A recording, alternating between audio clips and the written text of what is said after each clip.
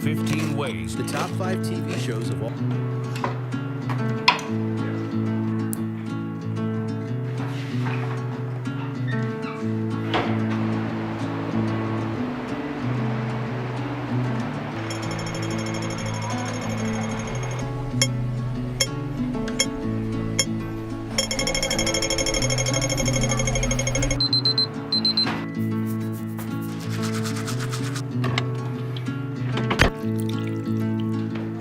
Did you know that if you... Do you...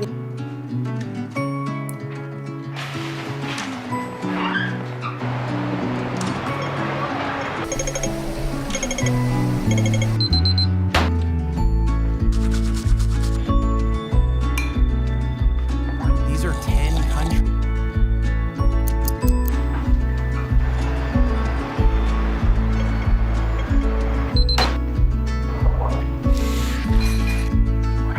Why not try something new? Try something that feels new. Feels new.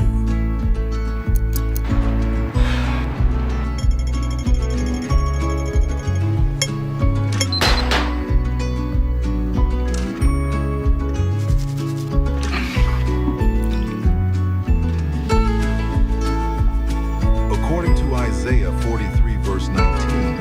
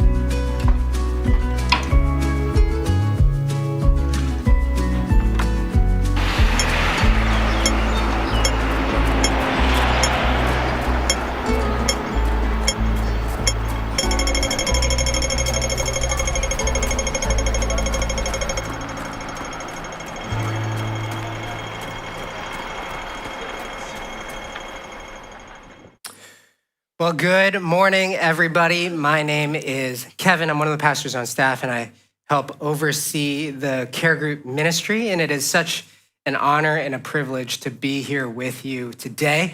Now, we are launching into part 5 of our Fresh Start sermon series. And I hope you have really been enjoying the coffee and the tea and the little tea bag thing, that it has not only helped you remember the content and the theme of each sermon, but that it has actually helped you establish new routines and new rhythms in your life to really rekindle your relationship with God. So this whole sermon series has been based off of a theme verse in the book of Isaiah. Isaiah 43, verse 18 to 19. Forget the former things, do not dwell on the past. See, I am doing a new thing. Now it springs up. Do you not perceive it? I am making a way in the wilderness and streams in the wasteland. So God is always working. He's always making things new in your life and in my life. The problem is that we don't always perceive it. We don't always see it. That's why this verse says, see, do you not perceive it? I hear all the time people tell me that they feel like God is silent. When they first came to faith, it was like he was teaching them things, he was showing them things, everything was exciting, they were growing, but now they go through some difficulty and it seems like God is silent. But could it be that the main problem is not God, that God is always working? The main problem is that we don't perceive his work. We don't see him. And so over the course of the past 4 weeks, and this 5th week today, we've been looking at different things we can be doing to perceive him more. So in week 1, we said we need to wake up. A lot of us are in a spiritual malaise. We are sleepwalking through faith, and we don't notice the things that God is doing. And then in week 2, we said it's important for us to see him more clearly, to be intentional and committed to seeing him for who he is, because he is infinitely knowable. And then in week 3, we discussed what it means to trust him deeper, not just trusting him for circumstances in life, but really trusting him for who he is, his power, his might, his glory, his majesty. And then last week, we learned about praying bigger, how the biggest prayer that you can pray is the prayer of surrender because it orients you to look outward, to pay attention to the things that God is doing and the things that he wants you to care about. And so what we are suggesting is if you can incorporate these attitudes or these habits into your life, that you will be able to do what Isaiah says, to see him and perceive him more clearly, because I believe that perceiving his work in your life is the catalyst for sparking renewal in your faith journey. And that brings us to our topic today, generosity, or more specifically, how to give easier. Now, a few weeks ago, I attended a charity gala, which is always a very surreal event because the whole purpose of the night is generosity. And the most nerve-wracking part of the night for me was towards the end. This is when people will publicly pledge the amount that they are going to give to this NGO. So usually it goes like this. The NGO will make their pitch. They'll share about what their organization does and where all the money is going to go to. And then they will invite some representative of the NGO, usually some auctioneer, to come up and begin to ask publicly what level people are going to be giving at. And she'll usually start at the highest financial threshold, $800,000, okay? So she's asking everybody, the whole crowd, who is going to give $800,000 to fight poverty, to give hope to those who have no hope at all. And, the room is like 900 people in this room, okay? And everyone's like quiet. We're nervous.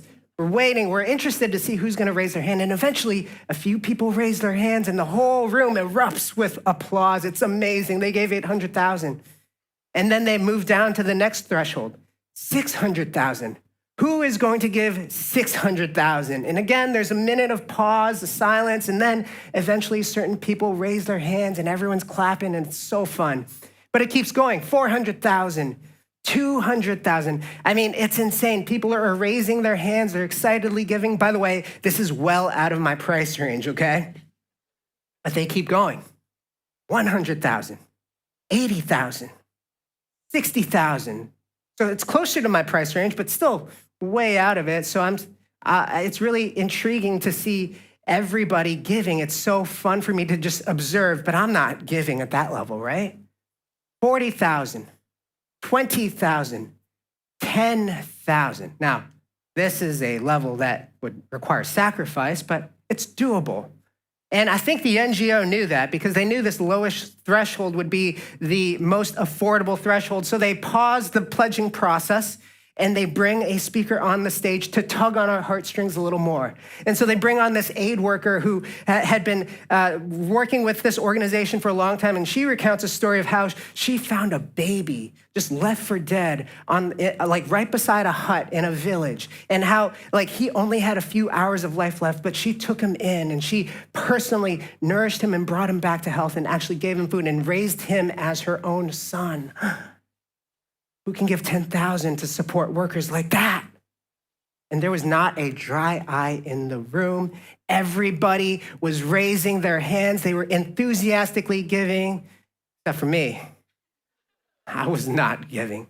And then this auctioneer, this representative, she starts walking around the room. She still had the mic in her hand so we could hear what she was saying, but she was going directly to people asking, do you want to give $10,000? Can you give $10,000? And I'm just trying my best not to make eye contact with her, okay?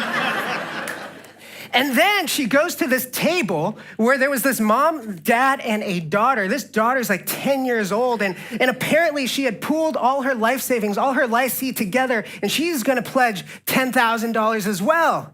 And I'm like, are you kidding me? So by now, the whole room falls silent because everybody has given except for me and my wife, okay? And I feel this strong urge to raise my hand, just out of peer pressure, just to raise my hand and join in on the fun. And I'm looking at my wife, and we're having this nonverbal conversation just with our eyes, right? Should we do this? Should we not do this? Is this irresponsible to do? And as we're having this conversation, the moment passes. The pledging part of the night comes to a close. We miss our chance to give. Now, I'd be lying if I said that I was disappointed. If I had to be honest, I was more relieved because generosity has always been a hard thing for me. Generosity is something that I think that only the rich can do, or that it's something I will do when I become rich, and I'm not on the right track for that right now, you know what I'm saying? But generosity has always been linked to happiness. Actually, the studies have shown this. Generous people, they laugh more. They have longer life expectancy. They have better immune systems. I'm sick right now, so I should have given, you know? They have better relationships. Life in general is better if you are generous. And some sociologists will say that there's a paradox to generosity. They say that the paradox is this. We normally think that money leads to happiness. That's just not true. But money and happiness are still linked in that you can achieve happiness not in receiving more money, but in giving more money. This is a secular research, okay? So generous people are happier people. This is not even a revolutionary statement for me to say. It's just reality. But why is it then so hard for us to do? You may say, well, you know, the economy is bad. I'm just not in a place right now to be generous. But I'd push back. Say, if generosity is really important to you, don't you think you would have made a way?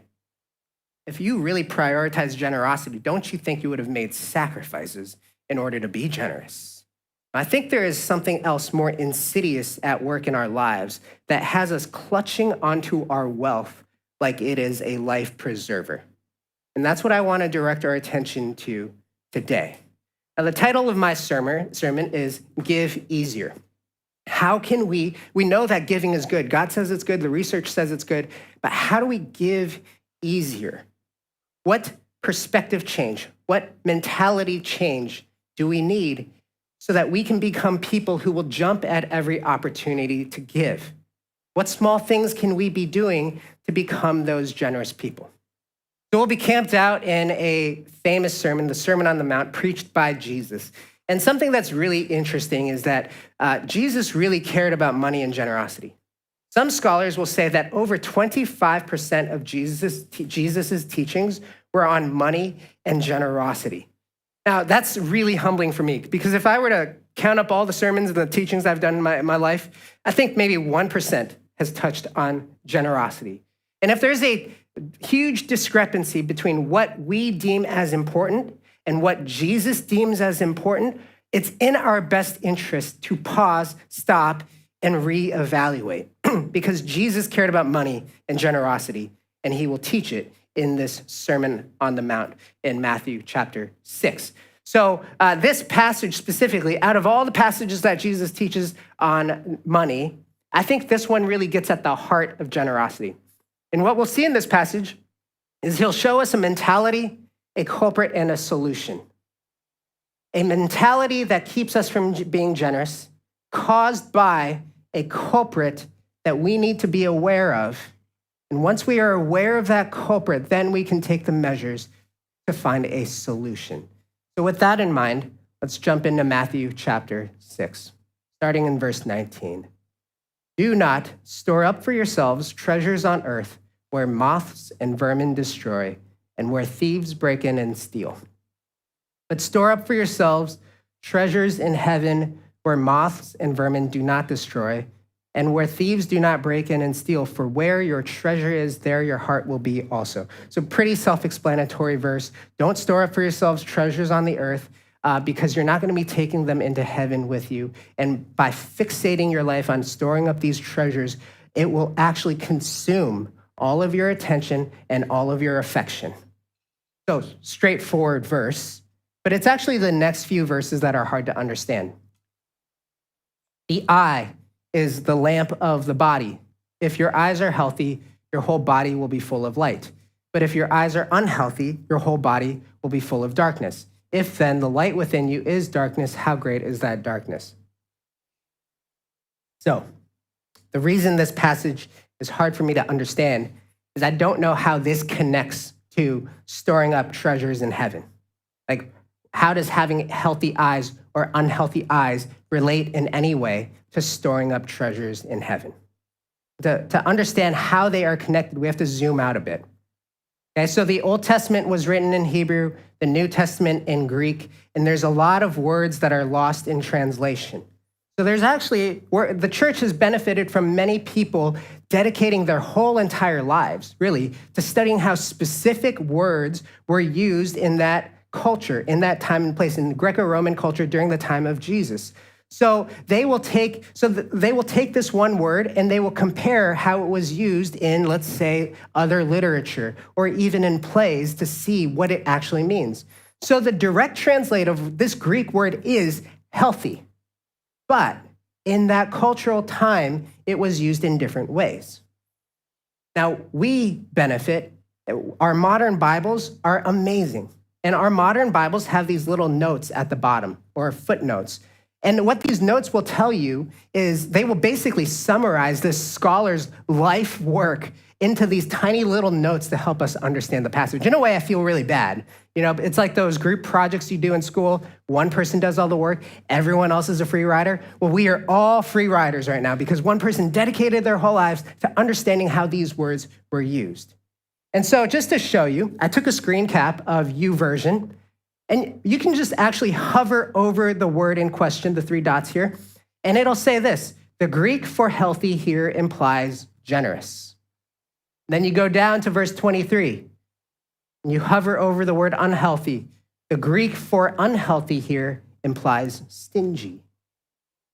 These two notes unlock the entire passage for us and gives us a glimpse into perhaps the mindset that is behind our struggle with generosity. Someone who has a healthy eye is a generous person. We can say that they have an abundance mindset. Someone with an abundance mindset sees the world and they see it as plentiful. They're not afraid to be generous. They're not afraid to take risk because they know that there's more of it. They appreciate the things that are in front of them, and they're not fixated on what they don't have yet. But at the heart of the abundance mindset is this fundamental belief that God owns everything. This is taken from Genesis chapter 1. God created the world, and he saw that it was good. Because God created everything, he owns everything. And because God owns everything, all of our lives is a gift. Everything. Your car, your home, your family. You think you earned it, you didn't. All of it is a gift. And until you recognize that all of your life is a gift, you will struggle to do generosity as anything more than religious duty. Let me say that again. Until you recognize that all of your life is a gift, you will struggle to do generosity as anything more than religious duty. But when you do recognize that all of your life is a gift, then you will want to bless and be as generous as possible. When I was younger, whenever it was my mom's birthday, my dad would give me and my brother some cash to treat her, to get a present for her. And because my mom is an experienced person and she's a foodie, we'd book these really fancy restaurants, 9-course meals. We'd buy her these cashmere scarves. We went the whole 9 yards because it wasn't our money. But now, when it's my mom's birthday and I have to shell out, I give her a little coupon that says free hug. You can redeem anytime you want. When it's not our money, we are more prone to just bless and to be generous to other people. That, in a nutshell, is the abundance mindset. Now, the opposite of that is the scarcity mindset. Someone who has a scarcity mindset is not really appreciative of the things they have, and they constantly focus and fixate on what they do not have yet. They can never have enough wealth, never enough comfort, never enough security.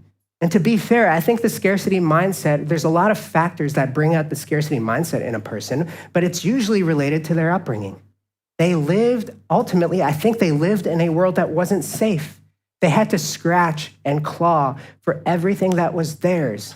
They knew what it feels like to live in poverty and to lose everything. And so embedded in this scarcity mindset is this fear of being in poverty and loss because you've experienced it in the past. And so you will accumulate and accumulate and accumulate and never feel like you have enough and never know when is enough. Jesus says, if you have unhealthy eyes, your body is filled with darkness. Filled with darkness. There's a study done, I don't know how many years ago, where they monitored a bunch of people playing Monopoly. Monopoly is this game where you play with fake cash, okay? And so what they did is they gave certain people more cash to begin the game, and they gave other people less cash to begin the game. And they just wanted to observe their behavior. And what they found is that people who had more cash in the beginning of the game were just meaner. They were manipulative. They were bullying. And so the result of this year-long survey, this research is, objectively, money makes people mean. That's it. It fills you with darkness. And then think about, let's zoom out, think more meta. All the atrocities we've committed against one another as the human race, what have they been driven by? The Atlantic slave trade, bringing people, slaves, to the New World. For what? Ultimately, the profit. Get free labor to work your cotton fields and reap greater profits. Or perhaps a more contemporary issue, social media. They have actually found, or people are saying now, that social media is no longer just correlated to deteriorating mental health. It is actually causative. It causes worse mental health. And this is across the spectrum. It's not just young people. It's millennials. It's boomers. All of us. All of us are declining in our mental health. We're more stressed. We're more polarized. We're more angry. We're isolated. We're lonely. All of this caused, not correlated, but caused by social media. And yet these social media companies continue to invest in their technology to develop it so that it captures more of our attention on their platform. All for what? For profit, for greed. Greed darkens our hearts. Greed darkens our world. Such is the result of widespread scarcity mindset. And there's a culprit in this. There's a culprit that is causing all of this, and we see this in the next verse.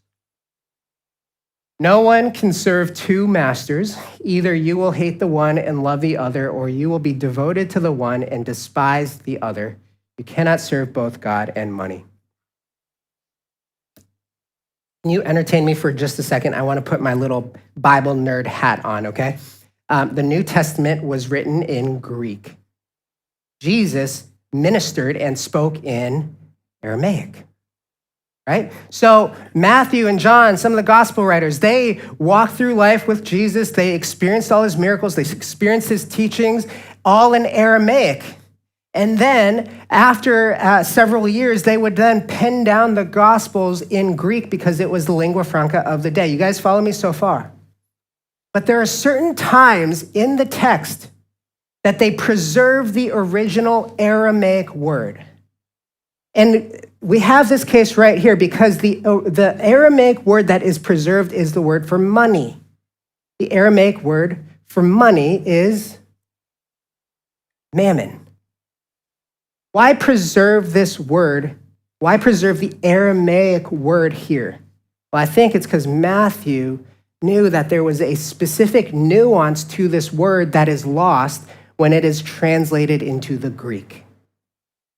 So the word mammon is actually the name of a god, the god of money. So why preserve this word? Because Matthew knew that more than any other object in the world, money or mammon has the power to master us. That it's not just a resource, it is actually a rival god. And we can either be devoted to it or we can despise it. And I think it's really interesting that Matthew is the one that writes this because Matthew was a tax collector. If anyone knew the pull and the draw of money, it's Matthew. You can either be devoted to money or you can despise money. Now, despising money, what's that look like? Like, is that where you're filled with disgust every time you think about money? You get your paycheck, you're like, oh, I can't even look at it. Please take it away from me. Oh, my wallet feels so gross that it feels like I'm carrying raw food in my pocket. I got to find a trash can to throw it into. No, we don't have that relationship with money, right? But what's despising money look like? Imagine this with me. Imagine every time you receive your paycheck, you are filled with dread. Every time you receive your paycheck, you are filled with dread because you know the controlling nature of money. You are cautious around money because you know its dangers. You know you need money to survive. You know you can use money to bless other people, but deep down you also know that there is a corrupting power to this money. You're cautious. That's how I have comprehended despising money. And this is the attitude that we're called to have, because the alternative, there's only one alternative to that attitude. That the alternative is devotion. It's not a gradual scale here. We're not given many other options. You're either devoted to it or you despise it. Isn't it interesting when you think back on your life, how we often go from just needing money to survive and that how quickly it spirals to worshiping money. And in my life, I think it has boiled down to this one thought that I don't say verbally, but this one thought that I keep saying, I just need just a little more. Just a little more. You remember your first job, you signed that contract, you're given that salary package, and you're thinking, wow, this is great. I can afford my own place. So you go shopping for an apartment, you find one that you want to rent, you feel like an adult, it feels great. But after living in it a while, you're thinking, oh, I just want a little more. It's not big enough for me. So you wait for a promotion, you eventually get that promotion, that higher salary, you move into a bigger place and it feels great. But then you start dating this beautiful girl and you're talking about the future and about having these 2 kids and it's gonna be wonderful. And you're thinking your apartment is just not good enough. You need just a little more. And so you go back and you go get your MBA and you get a more lucrative job and you actually marry that girl. You have 2 kids, you move into a 2-bedroom apartment. It's wonderful, but you want just a little more because now you want that 3rd bedroom for your own study, right? You want that parking spot for yourself. And so you eventually do upgrade, you get that parking spot and that 3rd bedroom, but then you still want just a little more because you're tired of paying rent. You're not building equity, so you save and save for 10 years so that you can own your apartment outright. And when you do, it feels great, but then you're looking around and you want just a little more because everyone has 2 or 3 apartments. Just a little more. Before you know it, mammon has you in its clutches. That feeling of just a little more keeps you coming back over and over to grovel at the altar of mammon. You can either be devoted to money or you can despise money. This feeling of just a little more because you always feel like you never have enough. And so when the opportunity comes, when you're sitting at that charity gala and that auctioneer is staring you in the face, asking for $10,000 to fight against poverty, you clutch onto your wallet because your dreams of just a little more are more important. And even if you do give, even if you are forced to give, you don't do it with joy because you know that it came at the cost of your dreams. You struggle to be generous because of the scarcity mindset. And the scarcity mindset is caused by this devotion to money. So what then is the solution? Again, it's hard for us to give because we're mastered by money. And when we finally recognize that being devoted to money actually brings pain and devastation and destruction, then we will want to fight against it as much as possible. And the best solution, the best weapon against this ever-pervasive force of money is generosity. You want to give easier. Reframe the way you think about generosity. Not just a duty, not just a tool, but a weapon. Wait, Kevin, are you saying that the best way to give easier is to give? Kind of. Well, let me paint a fuller picture. There's a difference between doing something because you're told to do it, all the while not knowing the reason why you're doing it, and doing something because you want to do it because you know the full benefits of doing so. So let's say, hypothetically, your wife, forces you to go to the gym all the time. She says, go to the gym, work out, you're getting fat. And so you go to the gym and you're not enjoying yourself and you're sitting on these machines and you don't even know what they do. You feel like it's a waste of time. Well, chances are you're not going to go back to the gym. But let's say you go to the gym and you're like, okay, I do need a workout. And you start to like really understand how each workout isolates a group of muscles, breaks those muscles down and repairs them. And you start to experience a little bit of gains, right? You're lifting more weights, your muscles are getting more toned. Well, chances are your wife doesn't have to keep badgering you about going to work out. You will want to make that as a regular part of your rhythm, of your habits, your daily habit. Now, let me throw you another wrinkle. Let's say you go to the gym and you start doing some workouts, but you're looking for the results in the wrong place. Then you will also be discouraged and quit. So let's say, crazy example, let's say you somehow think that doing bicep curls will lead to a six-pack. And so you spend a year doing bicep curls. You're committed every single day going to doing bicep curls. And after a year, you look down at your gut and it still looks the same. You're going to be discouraged and you're going to quit. We have that, some of us have that relationship with giving. We think that it will lead to a certain result. We think that it will lead to more blessing, more provision, more favor from God. Not to say that those things don't happen, but it isn't the target result of this discipline of generosity. The target result of this discipline of generosity is to break us free from the ever-pervasive powers of this God of mammon. And every act of generosity, every act chips away at money's mastery over our lives. Let me read this last verse for you. Malachi 3:10. Bring the whole tithe into the storehouse, that there may be food in my house. Test me in this, says the Lord Almighty, and see if I will not throw open the floodgates of heaven and pour out so much blessing that there will not be room enough to store it. So bring the whole tithe, bring your offering to the storehouse, test God in this and see if he will not bless you. Now, I've always read the word blessing as material blessing or circumstantial blessing, but I think in recognizing Jesus' teachings on money, I have a more nuanced understanding of this word blessing. Could it be that embedded in this word blessing is also this idea of freedom? Freedom from our enslavement to money. Now, if you struggle to be convinced by this, let me just challenge you in a very small way. Start small. Test God in this.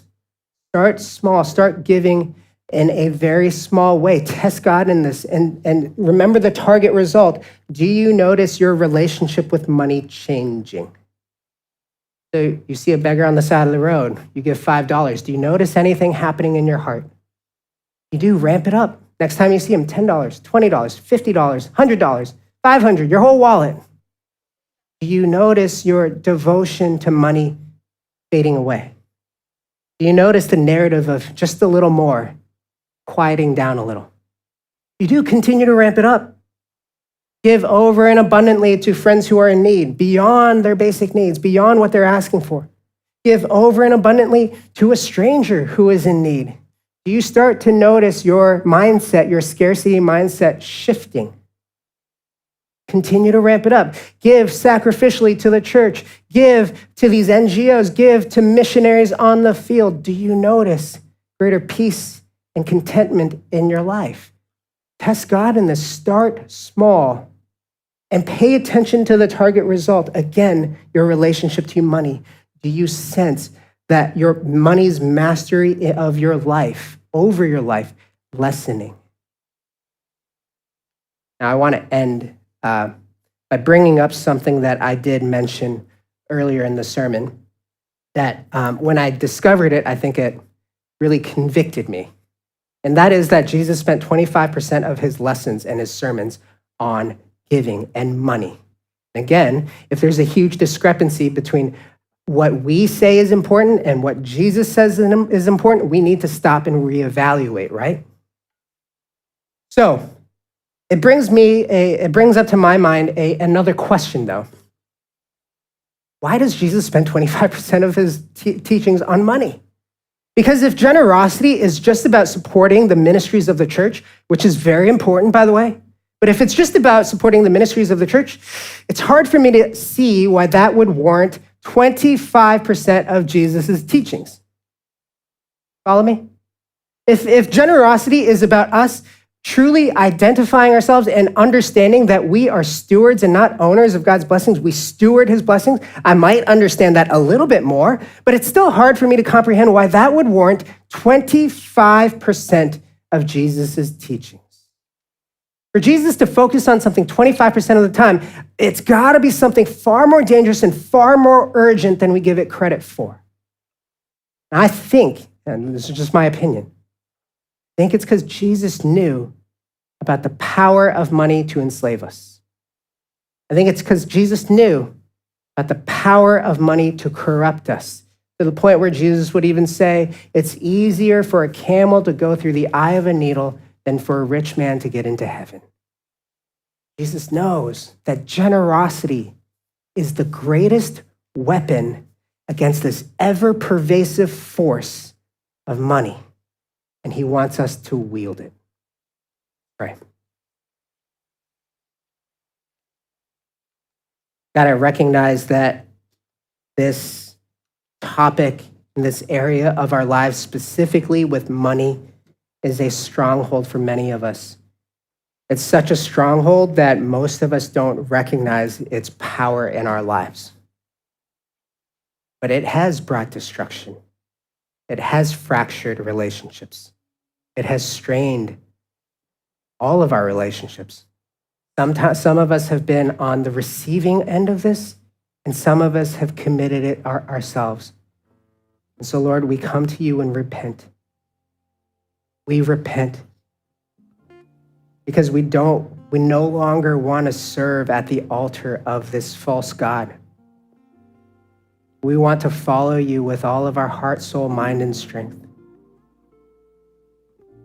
And if it is true that generosity is the weapon that can break us free from enslavement, Lord, I pray that you would put into our hearts those small ways that we can begin fighting against it. That you would nudge our spirit every time there's that opportunity to break ourselves from the grips of mammon. But at the end of the day, Lord, I know that there are people in the room right now who perhaps feel convicted and remorseful of how much they have let money rule their lives. And I am reminded of the fact that you are a gracious God, that you love us dearly, that you have sacrificed your son to make a way for us. And to that person in this room, Lord, I sense that you just want to say, I love you. I want to rescue you. I want to save you.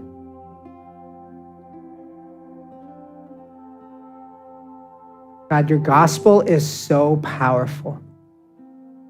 It brings new life to all of us.